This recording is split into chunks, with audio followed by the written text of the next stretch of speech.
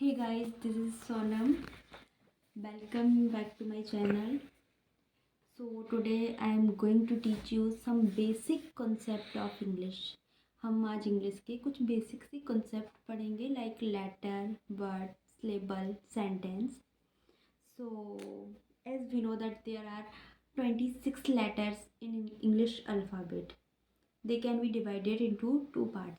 यानी कि English alphabets में टोटल 26 लेटर्स होते हैं और इन्हें हम टू ग्रुप्स में डिवाइड करते हैं. First one is wobble, second one is consonants. So now what is wobble? So the words which can be pronunciated without any help of other letter, that is called the vowel. यानी कि ऐसे शब्द या ऐसे letters जिसको आप किसी और लेटर्स के हेल्प के बिना बोल सकते हो, उन्हें हम वोबल कहते हैं. So the 5 vowels is A, E, I, O, U. I repeat 5 vowels of English: A, E, I, O, U. O, U. And the remaining 21 letters are consonants.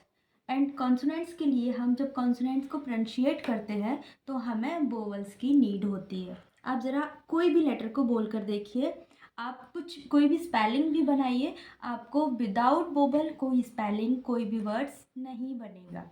So consonants के लिए हमें वोवल्स की need होती है, जबकि vowels के pronunciation के लिए आपको किसी भी लेटर, किसी भी साउंड्स की नीड नहीं होती. Now what is a word? So any sound, मतलब कोई भी ऐसा साउंड जो आपके मुंह से निकल रहा हो और जिसका एक सेंस निकले और इसमें बहुत सारे लेटर्स हों, this is called the word. यानी कि a group of word, a group of letters that make sense, that is called the word.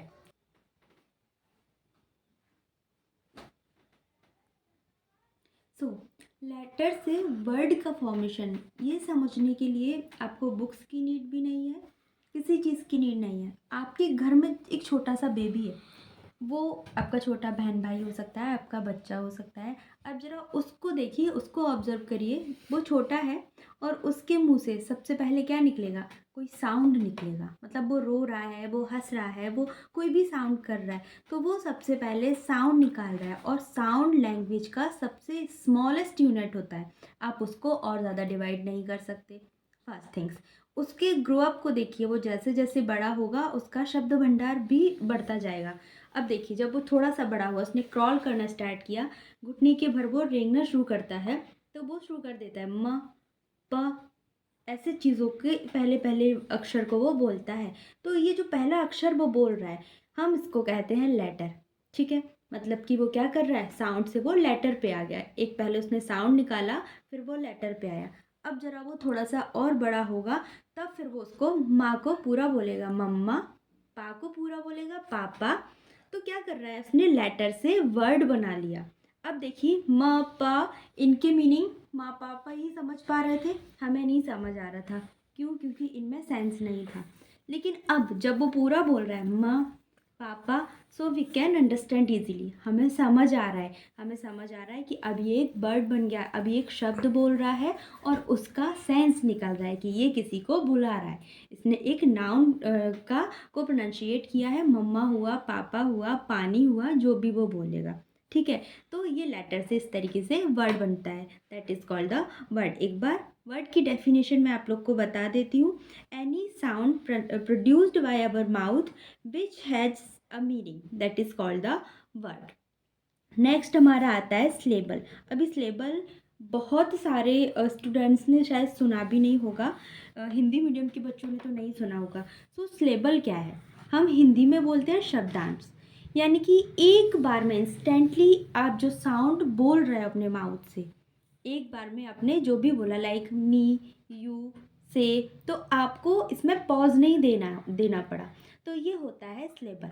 अब बात आती, स्लेबल जब हम पढ़ते हैं तो स्लेबल वैसे तो 2 और 3 टाइप्स के होते हैं. मतलब कि वन मीनिंग, लाइक आप मेरे साथ बोल के देखिए: मी, यू, से, क्या आपको लग रहा है कि इन मीनिंग्स में या इन वर्ड्स में आपने कहीं पर भी पॉज दिया? डेफिनेट। तो इनमें एक सिलेबल है। सिलेबल एक तरीके का साउंड होता है, ऐसा साउंड जिसे आप इंस्टेंटली बोल रहे हो, एक ही बार में बोल रहे हो, आपको बार बार पॉज नहीं देना। अच्छा, टू सिलेबल वर्ड कौन से होते हैं? तो टू सिलेबल वर्ड्स के लिए आप एक बार फिर से मेरे साथ बोलेंगे, फादर। अब देखिए, फा अलग जाएगा, दर अलग जाएगा, फा दर, यानी कि आपने इनके बीच, फा और दर के बीच में पॉज दिया है। मदर, एम ओ अलग जाएगा, टी एच ई आर अलग जाएगा। ये होते हैं टू सिलेबल। इसमें फा, एफ ए, वन सिलेबल हो जाएगा, एंड दर टू सिलेबल हो जाएगा। तो ये जो वर्ड है वो टू सिलेबल से मिलकर बना हुआ है, ठीक है। एक और आता है, थ्री सिलेबल वर्ड्स भी होते हैं, फोर भी होते हैं, बहुत लंबा जाता है, हम थ्री तक ही रहेंगे। थ्री सिलेबल वर्ड्स कौन से होते हैं, जरा बोलकर देखिए मेरे साथ। ब्यूटीफुल, ब्यूटीफुल, स्पेलिंग क्या बनेगी? B U A U, beau, then T I T F U L, beautiful. एक और ऐसी तरीके की स्पेलिंग होती है wonderful, W O N one B E R, wonderful. तो आप देखिए इसमें कितने सिलेबल है, 1 2 and 3. Here again 1 2 and 3. So the word beautiful is 3 syllable words, ठीक है, यानी कि इसमें 3 syllable है। These all words are letter, words and syllable, यानी कि ऐसा साउंड जिसे आप इंस्टेंटली एक ही बार में बोल रहे हो without any pause, this is called the syllable.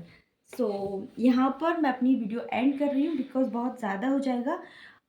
जब आप कोई भी इंग्लिश बुक रीड कर रहे हो, सो रीड लाउडली, ताकि आपको सिलेबल, लेटर्स और वर्ड्स इनमें डिफरेंट समझ आए, आपको ये पता चले कि एक वर्ड कितने सिलेबल से मिलकर बना हुआ है। सो रीड, एंड मिलते हैं हम नेक्स्ट वीडियो में। बाय।